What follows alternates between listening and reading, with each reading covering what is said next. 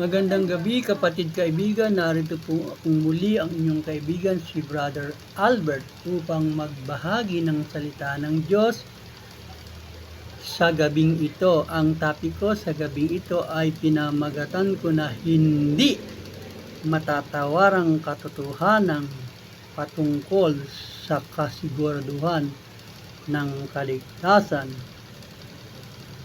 o sa English, irrefutable truths about the assurance of salvation.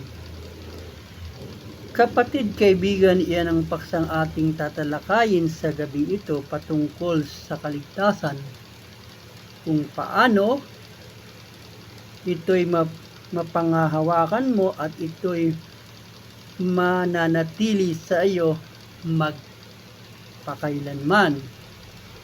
Kaya pumanatag ka at huwag mong hayaang guluhin ka ng iyong isipan para magkaroon ka ng alinlangan sa iyong isipan na kung ito ba'y nawawala pa o hindi na. Mga kapatid kaibigan, sa pagpapatuloy sa pagtalakay ng paksang ito, ako ay magbibigay ng ilang pruweba para maging gabay natin at mapanghawakan natin tungkol sa kung ano ba ang sinasabi ng Biblia sa kaligtasang ibinigay na sa iyo at sa lahat ng makikipagrelasyon sa Kanya sa pamamagitan ng pagtanggap sa Kanya bilang Panginoon at tagapagligtas ng kanilang buhay. Narito ang mga pruweba. Una, ikaw ay mayroong tinanggap na walang hanggang buhay. Hindi isang pansamantala o panandalian. Ang walang hanggang buhay ay isang persona at ang pangalan niya ay Jesus. Kung si Jesus ay nasa iyo, anong mayroon ka?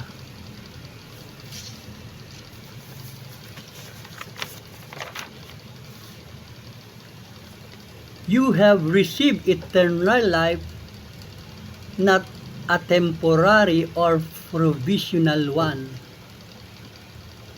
Eternal life is a person and his name is Jesus. If Jesus is in you, what do you have? Ang ating buhay ay direktang nakaugnay sa buhay ni Jesus, sapagkat si Jesus buhay magpakailanman, tayo din ay buhay magpakailanman. Our life is directly tied to the life of Jesus because Jesus lived forever and we also live forever. Ang referensya po niyan ay matatagpuan sa Hebreo chapter 7 verse 25. Dahil dito naman siya'y nakapagliligtas na lubos sa mga nagsisilapit sa Diyos sa pamamagitan niya, palibhasay laging nabubuhay siya upang mamagitan sa kanila. Yun po ang sinabi. Lagi siyang nabubuhay upang mamagitan sa kanila. Yung kanila pong tinutukoy doon, kasama po tayo doon.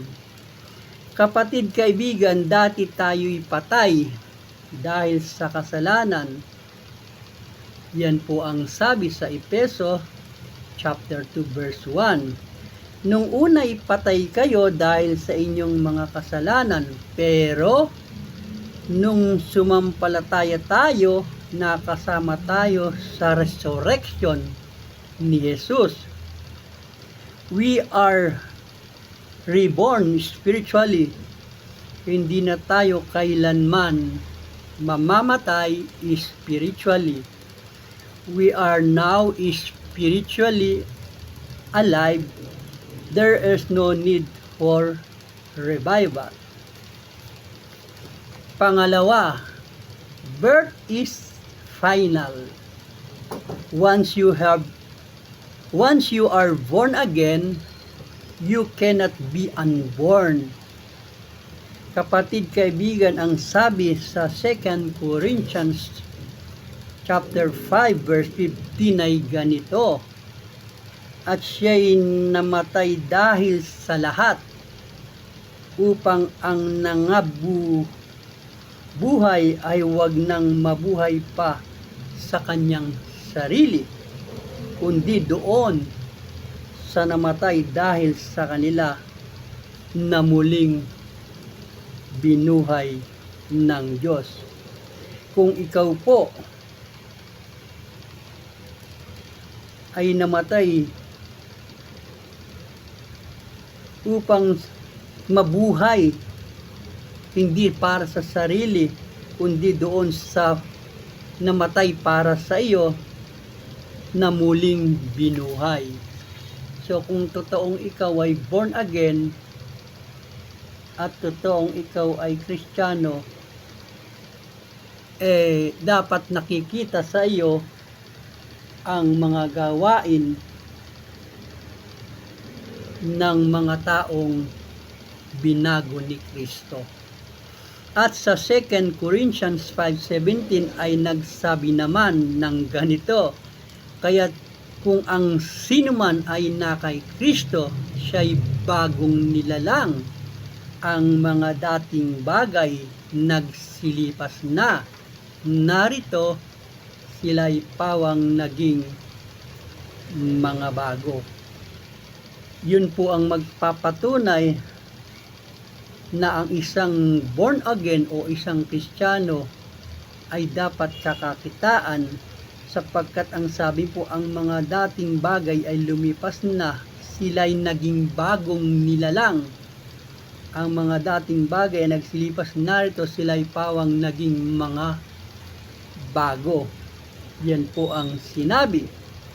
Ang pangatlo po, mga kapatid, kaibigan, you are forgiven once and for all. At hindi na niya kailanman aalalahanin ang iyong kasalanan. Pag nagpatawad po siya sa iyo, ang pagpapatawad po niya ay pangnakaraan, pangkasalukuyan, at sa pangdarating. Yung pong mga taong mga may kaugnayan kay Kristo. Ang sabi nga po, you are forgiven once and for all. Yun po ang sabi, at yan naman po ay pinatotohanan, at hindi na niya kailanman. Pag sinabi pong kailanman, ibig sabihin, wala na siyang aalalahanin kailanman yung nagawa mo nung nakaraan, yung sa kasalukuyan, at ang magagawa mo pa. Kailan may aalalahanin ng iyong kasalanan. He remembers your sin no more.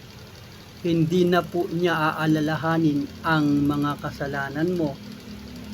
Ang sabi po sa Hebreo 10:17, ito ang sabi, at ang kanilang mga kasalanan at kanilang kasamaan ay hindi ko na aalalahanin pa. Yan po ang sinabi sa Hebreo 10:17. Ang sabi po ng Panginoon, I will not remember. He remembers your sin no more. Hindi na niya aalalahanin ang iyong mga kasalanan. Sa Roma chapter 8 verse 1 ay ganito ang sinabi, ngayon ngay wala nang anumang hatol sa mga na kay Kristo Jesus. Wala na raw pong hatol sa mga na kay Kristo Jesus.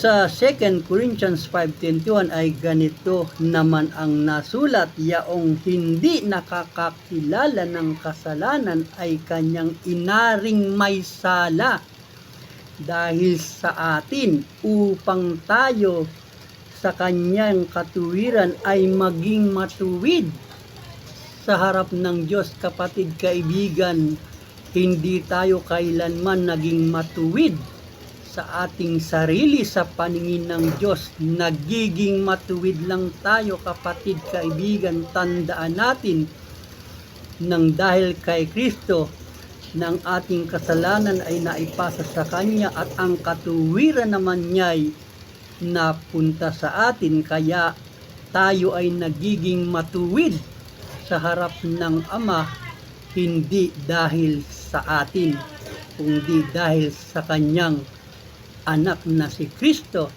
na siyang nagbigay ng katuwiran sa atin. Dahil siya'y nasa atin, tinanggap natin bilang Panginoon at tagapagligtas ng buhay natin. Dahil mga kapatid, kung tayo lang, sino tayo sa harap ng Diyos? Ang Diyos ay banal. Datapwat ng dahil kay Kristo, naging matuwid tayo sapagkat siya na walang kasalanan ay namatay para sa ating makasalanan upang tayo'y maging matuwid sa pamamagitan ni Kristo.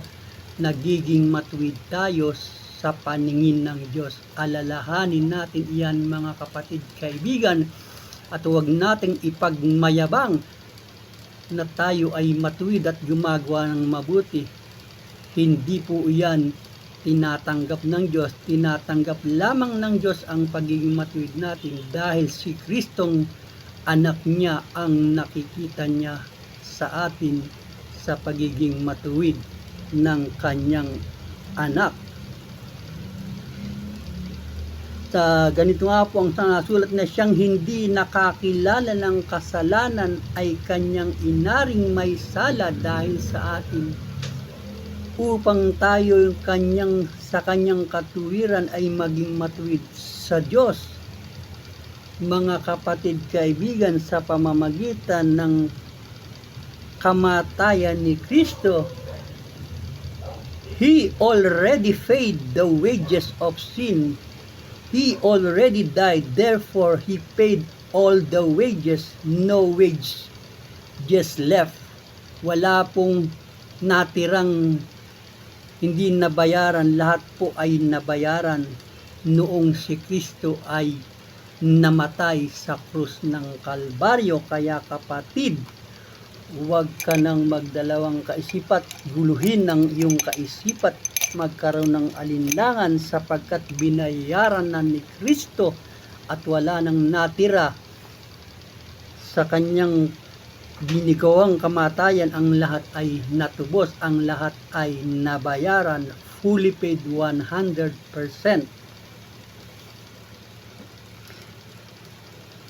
Ngunit ang libreng kaloob ng Diyos ay buhay na walang hanggan sa pamamagitan ni Jesus na ating Panginoon. At dahil nga po sa binayaran ni Kristong utang natin ay nagkaroon tayo ng buhay na walang hanggan sa pamamagitan ni Kristo na ating Panginoon sa panahong tinanggap natin siya bilang ating Panginoon at tagapagligtas.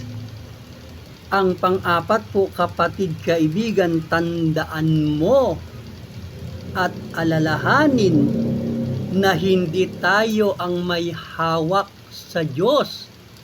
Ang Ama at ang Anak ang may hawak sa atin, at wala nang mas makapangyarihan pa sa Ama at Anak ang pwedeng humablot sa ating kamay sa Diyos.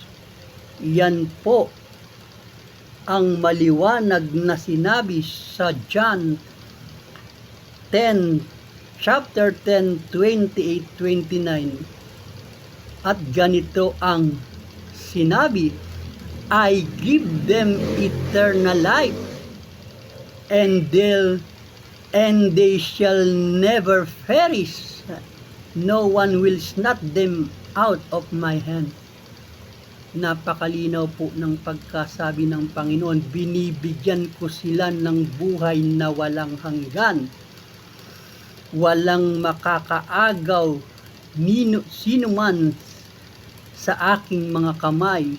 At ang isa pa pong pinagtibay, my Father who has given them to me is greater than all. No one can snatch them out of my Father's hands.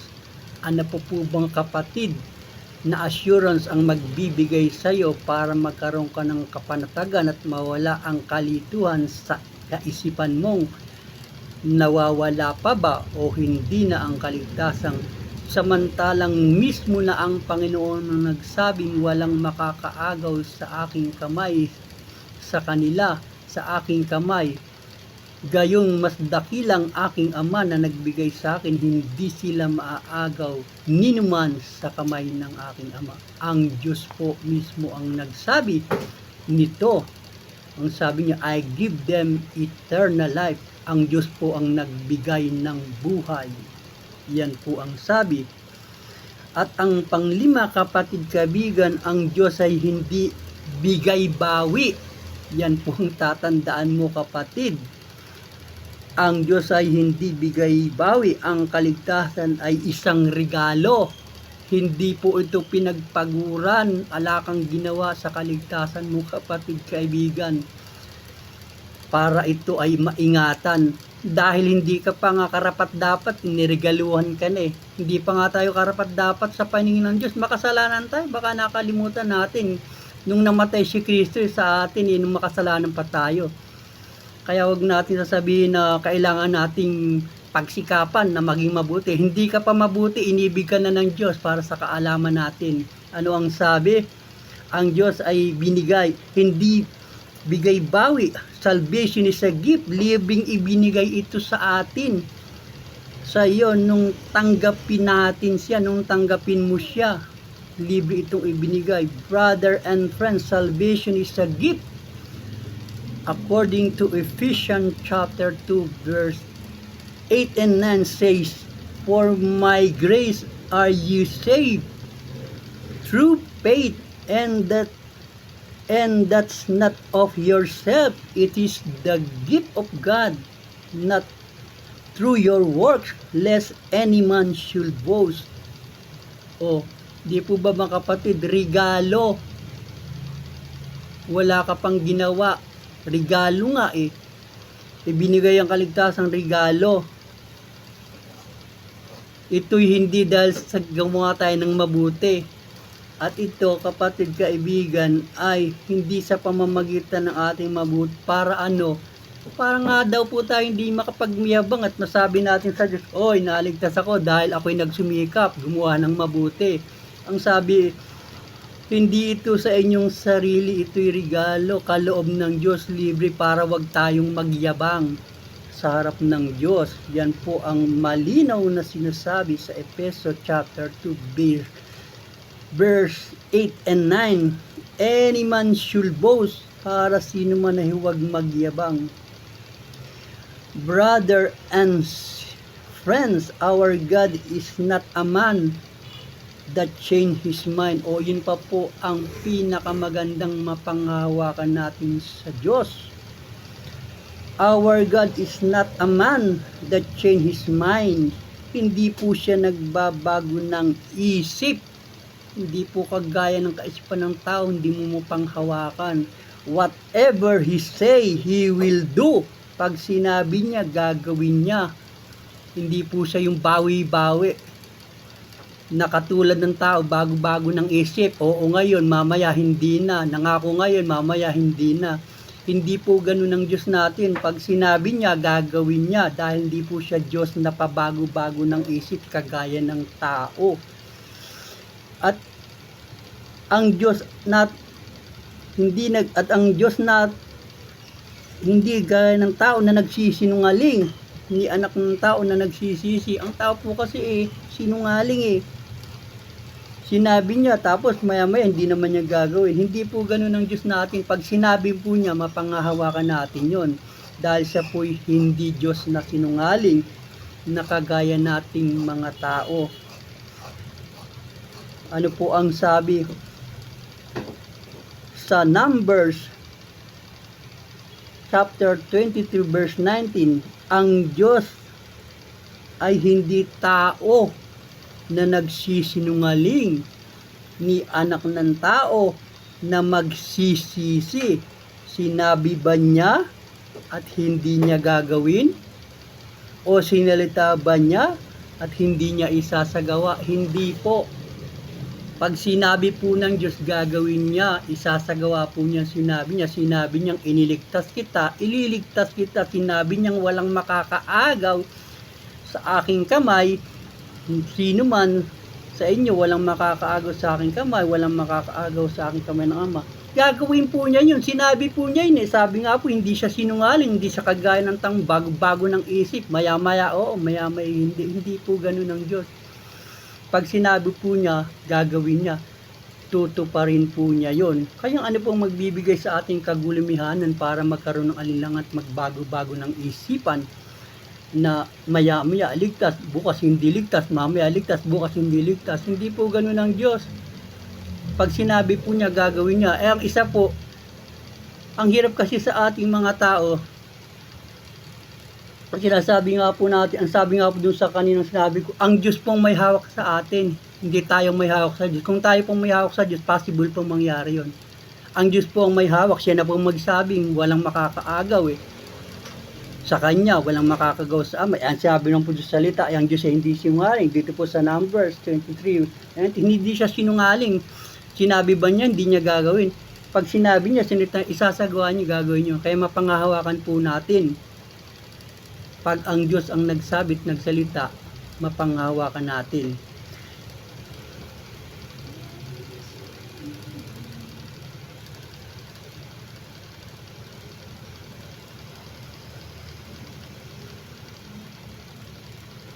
Yan po mga kapatid, ang 5 preba ng kaligtasan na magbibigay sa atin ng gabay sa atin na habang mapanghahawakan natin tungkol sa kung ano ba ang sinabi ng banal na kasulatan sa kaligtasang ibinigay na niya sa iyo at sa lahat ng tatanggap kay Kristo.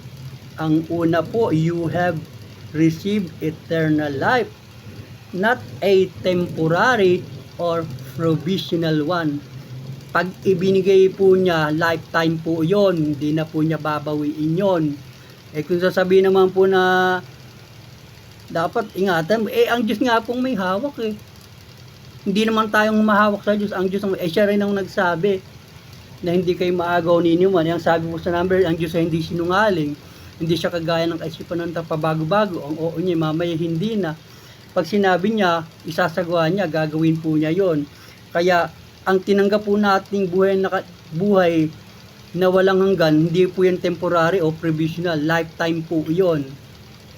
Birth is final. Once you are born again, you cannot be born again. Pag pinanganak ka na, ibig sabihin, ma-unborn ka uli. O paano ka uli magiging born again? Ibo-born again ka na naman pagkatapos ma-unborn again. Birth is final. Once you are born again, you cannot be unborn. Number 3, you are forgiven once and for all. Ano po ang sabi? Hindi ko na aalalahanin ang inyong mga kasalanan, ang iyong mga pagsalansang ay hindi ko na aalalahanin pa. Ang Panginoon po ang nagsabi noon, yung nagawa mong kasalanan nung unang panahon, yung nagagawa mo sa kalusugan, ang gagawin mo pa, you are forgiven once and for all. Kung yun po ay nakay Kristo ka. Kasi si Kristo lang po ang makapagbibigay niyon sa iyo, wala nang iba. Kaya siguraduhin po natin nasa atin si Kristo para po ma-apply sa atin yung mga sinasabing ito. You are not the one who holds God. The Father and Son hold us. Hindi po tayong may hawak sa Diyos. Kung tayo pong may hawak sa Diyos, possible talaga makakabitiw tayo. Pero pag ang Diyos pong may hawak sa atin, palagay nyo ba mabibitawan tayo ng Diyos? Siya na nga nagsabi, doon po sa binasa natin sa John 10:28-29, na walang makakaagaw ni naman sa inyo sa aking kamay. Ang ama ko ay dakila kaysa sa akin, walang makakaagaw sa inyo sa kamay ng aking ama. Ano po ba naman gusto mong assurance na mapangahawakan mo sa salita ng Diyos? Siya na mismo nagsabi noon. Ano po ang sabi? You are not the ones who hold God's, the Father and the Son hold us. Hindi po tayo ang may hawak sa Diyos, ang Diyos po ang may hawak sa atin. And lastly, when God's gave, never take it back. Pag ang Diyos po ang bigay, hindi na po niya binabawi yun. Hindi po siya kagaya ng tao, pabago-bago ng isip. Ibinigay sa'yo, nagbago isip, binawi uli. Hindi po ganun ang Diyos. Sinabi nga po doon sa Numbers 23:19, He will do.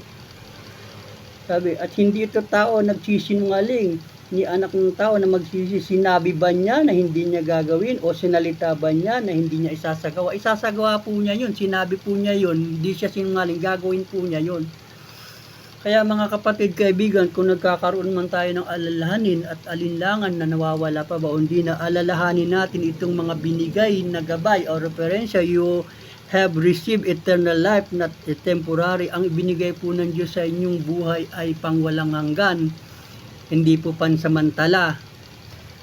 Yung pong pangalawa, birth is final. Once you are born again, you cannot be unborn. Pag ikaw po'y ipinanganak na, hindi ka na po pwedeng i-unborn. Ma-unborn ka ulit. Pagkatapos anong gawin pag na-unborn ka? O born again ka, na-unborn ka na naman, anong gagawin mo? Tatanggap ka uli. O, nagkasala ka, na ano ka? Hindi ka na born again, anong gagawin? Tatanggap na uli. Eh, sabi nga po, once and for all eh. Yun po ang sabi. Hindi po ako nagsasabi niyan, kapatid. Binabasa ko lamang po sa mga salita ng Diyos. You are forgiven once and for all, minsan at magpakailanman. Basta't ikaw ay na kay Kristo. Ang sabi nga po, inibig tayo ng Diyos nung tayo makasalanan pa eh. O, at saka hindi naman po tayo nagiging marapat sa pangingin ng Diyos sa pamamagitan ng ating sarili. Si Kristo po ang nagbibigay ng katuwiran sa ating mga buhay, hindi po sa ating sarili.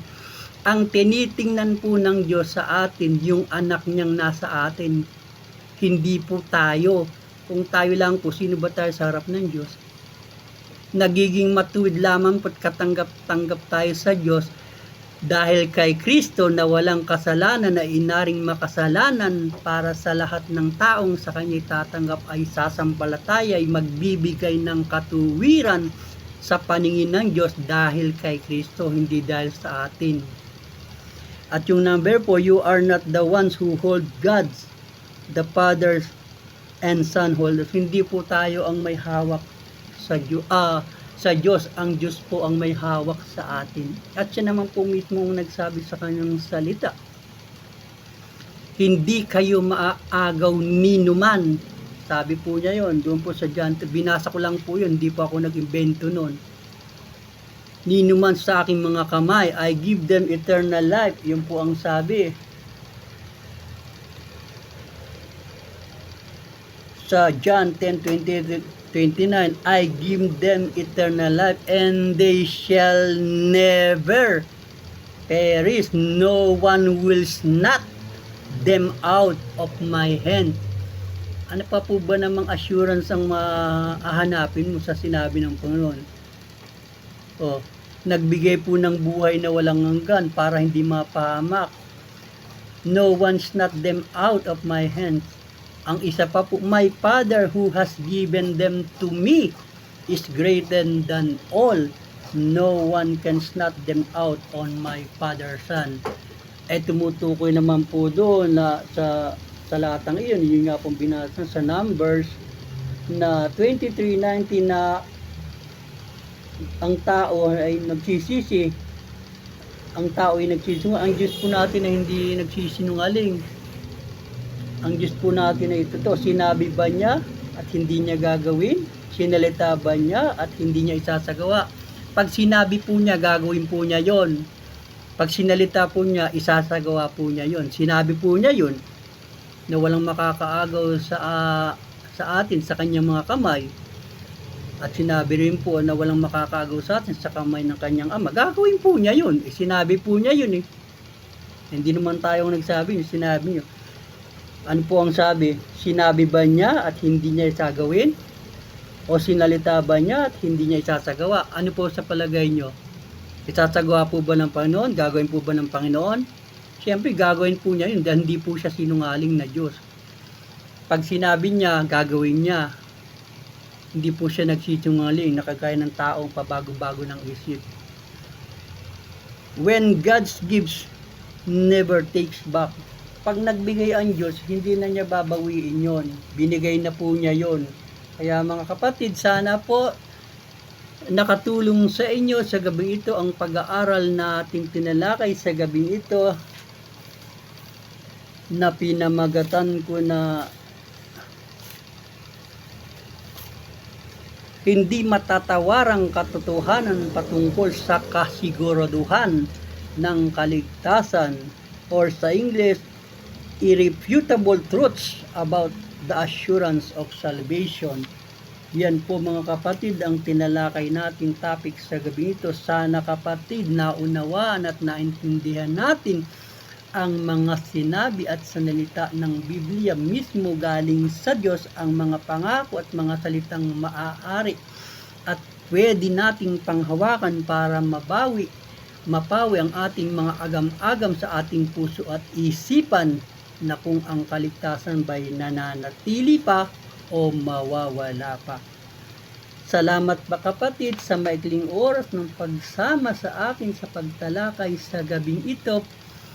Nawa kapatid, nakatulong sa iyo ang pagtalakay ng topic na ito. Hanggang sa susunod na linggo, pagpalain, ingatan tayo ng Panginoon sa ating pagtulog sa gabing ito. Amen.